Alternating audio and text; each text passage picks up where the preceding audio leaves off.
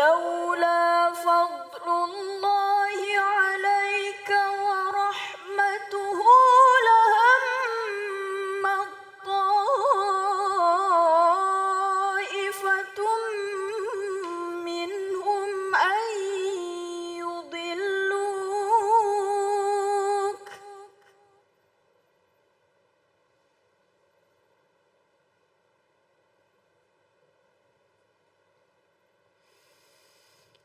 وما يضلون إلا أنفسهم وما يضرونك من شيء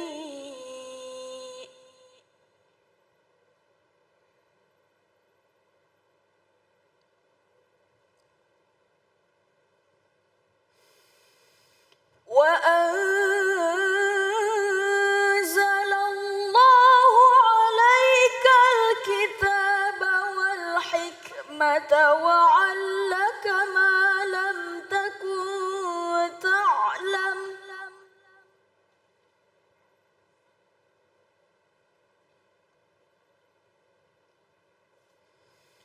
وكان فضل الله عليك عظيما صدق الله العظيم.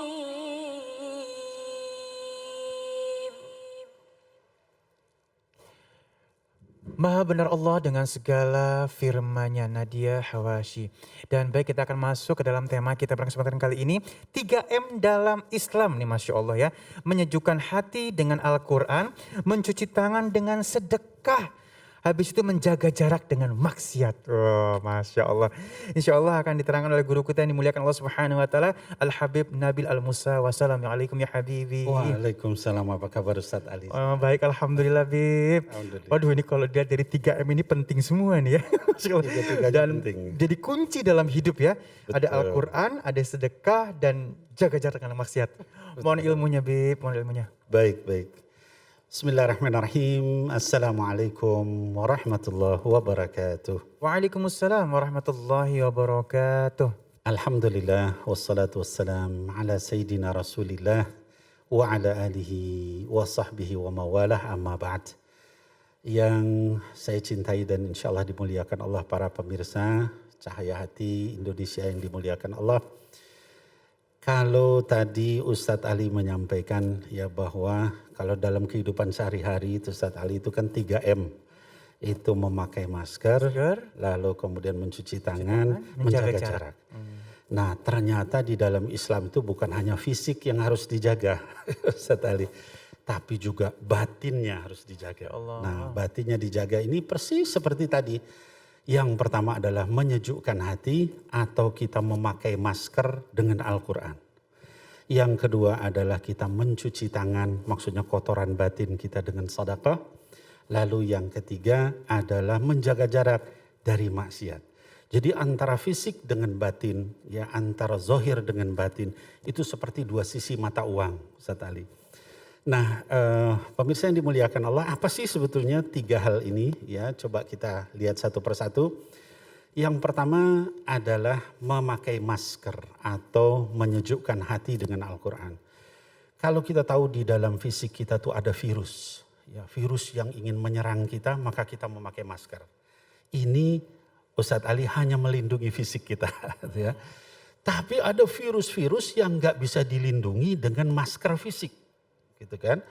Tapi virus ini dia bisa merusak akidah kita, merusak ibadah kita, merusak fikrah kita, merusak akhlak kita. Itu cara menghindarinya adalah menggunakan masker, yaitu Al-Quran.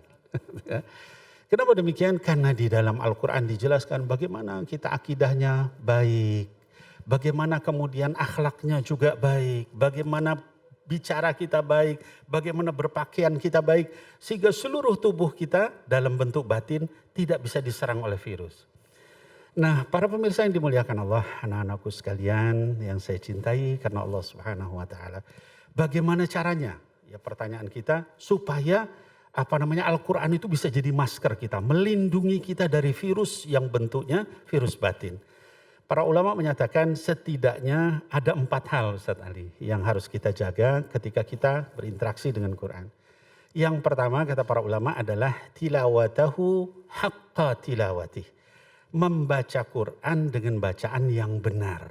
Ya. Kata Allah Subhanahu wa taala dalam surat Al-Baqarah, anak-anakku sekalian dikatakan alladzina atainahumul kitab yatlunahu haqqa tilawatih ulaika yu'minuna bih. Kata Allah Subhanahu wa taala di dalam surah Al-Baqarah 121, orang-orang yang dulu diberikan kitab sebelum kalian wahai umat Muhammad, mereka itu yatlunahu haqqa tilawatih, membaca dengan bacaan yang benar. Ulaika yu'minuna bih. Orang yang baca dengan bacaan yang benar itulah yang benar beriman kepada Al-Qur'an, kepada kitabnya. Nah, artinya di sini Ustaz Ali bahwa mafhum mukhalafah kata para mufassir, kalau kita bacaan Quran aja belum benar, itu iman kita kepada Quran belum sempurna. Ya, maka mari saya mengajak kepada kita sekalian, yuk kita perbaiki bacaan Quran kita. Cara membacanya, makharijul hurufnya, ahkamul matnya, ahkam nun sakinah, mim sakinah dan sebagainya. Supaya bacaan kita menjadi bacaan yang benar. Itu yang pertama. Yang kedua Ustaz Ali, ya banyak ya kalau kita ingin menggunakan masker Quran itu. Yang kedua adalah kata para ulama, at-tadabburu bil Quran. Ya. Selain bacaannya benar, maka hendaklah kita merenungkan kandungan. Nah, seringkali kita baca dari alif lam mim sampai minal jinnati wan nas, tapi kita nggak tahu apa isinya. Jadi hati kita nggak tergerak. Nah, jadi usahakan hadirin sekalian, hadirat sekalian, ya anak-anakku sekalian, kita mengerti apa yang kita baca. Nanti baca satu ayat, ternyata kena ke hati kita, lalu kita nangis. Lalu kita mengamalkan, mengimani, itu baru bacaan kita benar. Ya. Kemudian yang ketiga kata para ulama adalah al-imanu bimuhkamihi wa mutasyabihi. Selain kita bacaannya benar, kita renungkan kandungannya, lalu jangan lupa kita imani Ustaz Ali. Ada orang yang baca, oh ini saya belum mau dengan ayat ini, saya enggak terima ayat ini. Gitu kan? Kenapa? Ini perintah nutup aurat, saya enggak mau. Nah kalau sudah seperti itu kita enggak beriman terhadap ayat tadi. Jadi mudah-mudahan di sini tidak ada yang seperti itu ya. Jadi kita dalam ayat itu apapun ayatnya, sami'na wa ata'na ghufranaka rabbana wa ilaikal masir. Lalu yang terakhir kata para ulama di dalam menggunakan masker dengan Quran ini adalah kita melaksanakan ayat itu semampu kita satu persatu. Karena Allah Subhanahu wa taala Maha melihat kita dan Maha memberikan hidayah kepada orang yang terus-menerus berusaha untuk mengamalkan Quran. Itu yang pertama, Ustaz Ali ya. Lalu yang kedua tadi adalah mencuci tangan dengan sedekah. Kalau kita menghadapi virus corona atau berbagai macam virus fisik, itu kita cuci tangan dengan sanitizer misalnya, dengan sabun gitu ya Ustaz Ali. Kalau terhadap virus hati, virus akidah, virus fikrah, virus akhlak, itu caranya adalah kita mencuci tangan dengan sedekah. Ya. Kenapa begitu? Masya Allah Ustaz Ali, ya kalau kita lihat di dalam Islam itu, sedekah itu menghapus dosa. Kemudian sedekah itu membanyakkan rezeki. Gitu ya. Kemudian yang ketiga, menjauhkan kita dari azab Allah Subhanahu wa taala. Nah, salah satunya contoh misalnya anak-anakku sekalian, para pemirsa yang dirahmati Allah Subhanahu wa taala, pahala sedekah itu ketahuilah oleh kita sekalian, itu paling kecil 10 kali lipat. Paling besar sampai 700 kali lipat pahalanya. Ya, subhanallah luar biasa. Mau nggak kita kalau misalnya kita ngasih uang 1.000 lalu dibalas jadi 700.000 kan? Luar biasa. Nah, bagaimana sampai seperti itu? Allah sebutkan di dalam Quran. Kata Allah, alladzina yunfiquna amwalahum fi sabilillah kamathali habbah ambatat sab'a sanabila fi kulli sumbulatin mi'atu habbah. Perumpamaan orang yang nafkahkan, mensedekahkan, menginfakkan, menzakatkan ya hartanya di jalan Allah itu seperti orang yang nanam 1 biji, lalu dari biji itu tumbuh 1 tanaman ada 7 bulir ya. Dari setiap bulir mi'atu habbah, ada 100 biji. Wallahu yudha'ifu liman yasha, bahkan Allah melipat gandakan lebih dari itu. Ya. Allahumma shalli ala sayyidina Muhammad, ya luar biasa. Nah jadi hadirin wal hadirat, apalagi yang kita tunggu? Mungkin ada yang bilang Ustadz Ali, tapi kan saya ini Habib lagi kondisi sekarang banyak musibah di mana-mana. Saya nggak punya uang, gimana? Kalau misalnya saya berinfak kecil saja boleh nggak? Boleh. Ya. Kenapa? Karena hadirin sekalian, hadirat sekalian yang saya cintai karena Allah. Namanya berinfak itu dalam Islam dalam kondisi lapang maupun sempit. Kata Allah Subhanahu wa taala di surah Ali Imran, "Alladzina yunfiquna amwalahum fis sarra wad dharra wal kadhiminal ghaidh wal 'afina 'anil nas wallahu yuhibbul muhsinin." Dan orang-orang yang nanti bersegera masuk dalam surganya Allah itu adalah orang yang berinfak di jalan Allah fis sarra wad dharra. Sarra itu Ustaz Ali dalam keadaan nyaman, gitu ya. Kita kaya, kita punya uang, kita kemudian dalam keadaan kita bisa bantu orang itu sarra. Tapi kata Allah bukan hanya sarra, tapi wadharra, dalam keadaan susah, dalam keadaan kita nggak punya, dalam keadaan kita kena musibah, kita ngasih sedikit itu jauh lebih besar pahalanya. Dan itulah orang yang kata Allah nanti akan berlomba masuk ke dalam surganya Allah Subhanahu wa taala. Nah, kemudian yang ketiga saya ingin ingatkan anak-anakku sekalian, hadirin wal hadirat yang saya cintai karena Allah, mudah-mudahan Allah merahmati kita semua. Saya ingin sampaikan bahwa yang namanya harta itu kalau ditumpuk-tumpuk berdosa kalau tidak dikeluarkan. Minimal zakatnya. Mana dalilnya Beb? Kata Allah, alhaakumut takatsur hatta zurtumul maqabir. Bermewah-mewah, nyimpen-nyimpen uang, berbanyak-banyak. Takatsur itu artinya membanyak-banyakkan harta. Itu adalah melalaikan kamu sampai kamu masuk ke dalam kubur. Ya, kata Allah, kalla saufa ta'lamun. Jangan kamu lakukan seperti itu, nanti kamu bakal tahu akibatnya. Tsumma kalla saufa ta'lamun. Sekali lagi jangan lakukan begitu, kamu bakal tahu akibatnya. Ya, dalam ayat yang lain dikatakan wailul likulli humazatil lumazah alladzi jama'a mala wa 'addada. Ya. Jadi celakalah orang yang suka mengumpat mencela, yaitu orang suka mengumpulkan hartanya lalu ngitung-ngitung tanpa dia keluarkan zakatnya.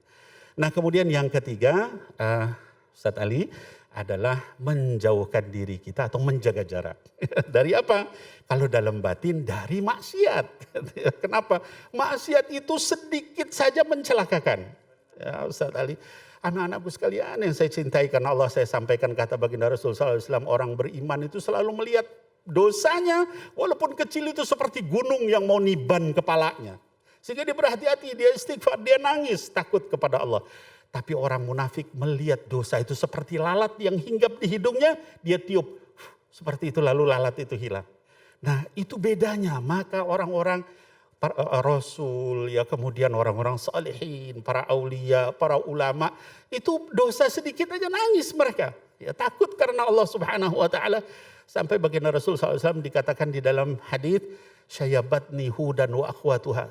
Yang buat saya beruban itu surat Hud dan teman-temannya. Bayangkan Rasul yang sudah diampuni dosanya baca surat Hud sampai beruban rambutnya. Apalagi kita Ustaz Ali yang gak dijamin sama Allah sama sekali. Harusnya kita seperti itu. Lebih takut kepada Allah, menjaga jarak dari maksiat. Hadirin wal hadirat yang saya cintai karena Allah. Kata baginda Rasul SAW, idza adambal abdi nuqita fi qalbihi nuqtatan sauda. Kalau seorang hamba itu berbuat satu maksiat, maka diberikan titik hitam satu di hatinya. Ya. Fa in taba saqul alaihi. Kalau dia segera bertobat dari dosa itu dihapus titik hitam itu. Fa in zada fazadat. Kalau dia tambah lagi satu titik hitam lagi, tambah lagi satu. Sampai kemudian kata Rasul, beliau membaca ayat kalla bal rana ala qulubihim ma kanu yaksibun. Sekali-kali tidak, tapi dosa itu sudah begitu numpuk sampai menghalangi dia dari taufik Allah Subhanahu wa taala. Maka anak-anak sekalian hadirin wal hadirat, kalau kita melakukan maksiat sudah terasa biasa, bahkan orang yang tingkatnya lebih parah, maksiat itu menjadi nikmat di dalam dirinya, maka ketahuilah itulah makna ayat itu. Sekali-kali tidak, dosa yang kamu lakukan terus-menerus itu sudah menutupi hati kalian. Ya. Caranya gimana? Ya dihapus. Kalau kita di kaca itu ada bekas kotor, ya Ustaz Ali, itu kan kita ngapus kalau cuma satu gampang. Sekali sebentar ya. Tapi kalau udah banyak lalu nempel, itu berkali-kali kita harus menghapusnya. Bagaimana cara menghapusnya? Anak-anakku sekalian dengan amal soleh. Dengan istighfar kepada Allah. dengan menyesal kepada Allah Subhanahu wa taala sehingga nanti sedikit demi sedikit cahaya Allah itu bisa masuk ya. Dalam satu kesempatan anak-anakku yang saya cintai karena Allah, Al-Imam Syafi'i rahimahullahu taala anhu, suatu ketika beliau itu merasa susah untuk menghafal ya. Jadi kita ketahui Imam Syafi'i itu 7 tahun dia hafiz Quran, lalu dia menghafal 10.000 hadis dalam 1 minggu. Saking bersihnya. Kali waktu dia kok jadi susah. Terus dia ngadu sama gurunya. Nama gurunya adalah Waqi', ya Imam Waqi'. Disampaikan, wahai guru, kenapa saya ini Syekh? Sekarang kok saya ngapal kok susah. Apa jawab gurunya? Kata gurunya, jauhi maksiat. Karena ilmu itu adalah cahaya. Dan cahaya Allah enggak diberikan kepada orang yang gelap karena maksiat. Imam Syafi'i kemudian mengubah nasihat gurunya itu dalam bentuk syair. Kata beliau, syakautu an waqi su'a hifdi fa arsyadani anit tarkil ma'asi wa akhbarani bi annal ilma nur wa anna nurallah la yu'ta li'asi. Aku mengadukan kepada Waqi' tentang jeleknya hafalanku, jeleknya ilmuku, susahnya aku menghafal. Maka dikasih tahu oleh beliau, tarkil ma'asi, jauhi maksiat. Wa akhbarani bi annal ilma nur, dan beliau menyampaikan bahwa yang namanya ilmu itu cahaya Allah, dan cahaya Allah tidak diberikan bagi orang yang bermaksiat. Mudah-mudahan Allah berikan kemudahan kita melakukan 3 hal tadi sehingga kemudian kita menjadi orang yang selamat dari virus akidah, ibadah dan akhlak. Amin ya Allah ya Rabbal alamin. Masya Allah luar biasa, terima kasih ya Habibi ya. Artinya jangan sampai kita seharian ini lepas dari Al-Quran. Masya Allah, ini insya Allah jadi pegangan kita buat dunia dan akhirat. Dan saat lagi kita akan menjawab pertanyaan-pertanyaan yang sudah masuk lewat media sosial kita. Jadi jangan kemana-mana, tetap bersama kami di Cahaya Hati Indonesia.